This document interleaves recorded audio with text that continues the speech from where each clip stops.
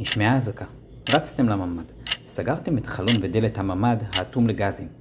וכיצד החמצן ייכנס?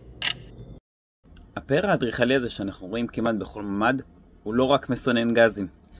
בואו אני אראה לכם לא רק איך לתפעל אותו, אלא גם איך להימנע משגיאות נפוצות שאני רואה בהרבה מאוד דירות.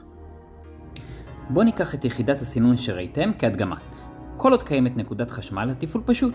אבל לא תאמינו כמה דוחות כתבתי על יחידות סינון ללא נקודת חשמל סמוכה. מה שמאלץ אותנו להפעיל אותה בצורה ידנית, כמו במצב של הפסקת חשמל.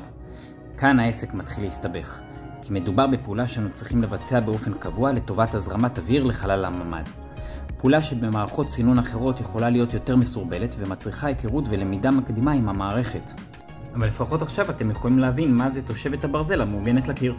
לכן, כבר עכשיו תוודאו שהכבל מהיחידה מגיע לנקודת חשמל קרובה, ותבדקו אם שסתום פורק הלחץ שנמצא בצידו השני של הקיר מסתובב.